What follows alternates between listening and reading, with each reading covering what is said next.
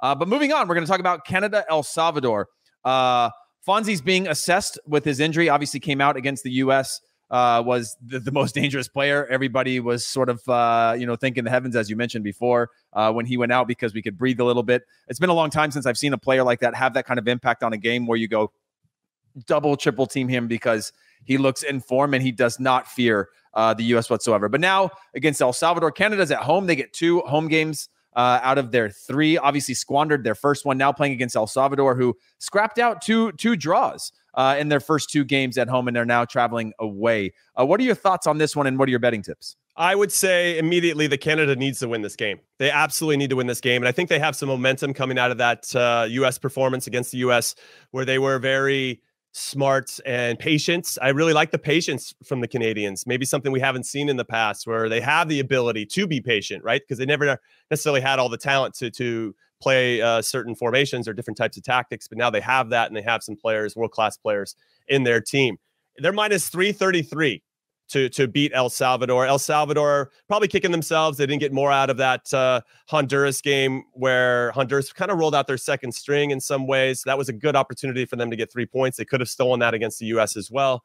They get out of there, 2 games, 2 draws, 2 home games. They got to feel like they need at least 4 points from 2 games at home.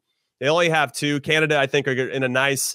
I feel like Canada knows who they are and what they're about. Now, they struggled a little bit against Honduras. I don't think they were ready to match what Honduras brought to the table, similar to how we were assessing the U.S.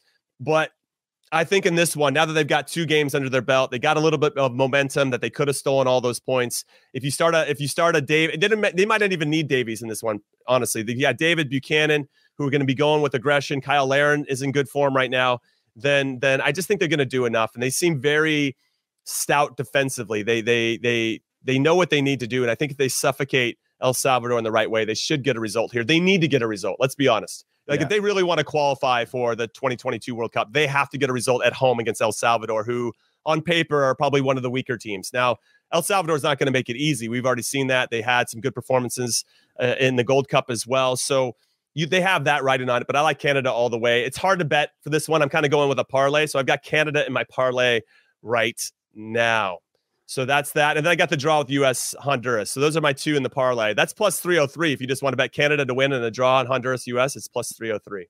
I will say this. If Canada rolls out the lineup they played against the U.S., I know it was a squad rotation, but if you're reading into Herdman a little bit more, you had the opportunity now to go, you know what? We lost a little bit of that fight against Honduras because we had a bunch of stars on the field. Mm-hmm. We've never had that before. It is really fun. We have all these good players, but we want to play beautiful football, and that's not what qualifying is all about right now. So if he rolls out that second lineup, imagine wearing down an El Salvador side only to bring on a Tajon Buchanan, only to bring on a David. I'm not saying that's what he's going to do. Maybe you rotate a couple other players, but I do think there is a value in putting the team over the 11 players, your 11 most talented players, for the sacrifice of what's going to be the best chance to get a result. And they went back to that never say die out. You remember in a Gold Cup, John Herdman kept talking about, we're playing this like a final. It was like a final. It was like a final.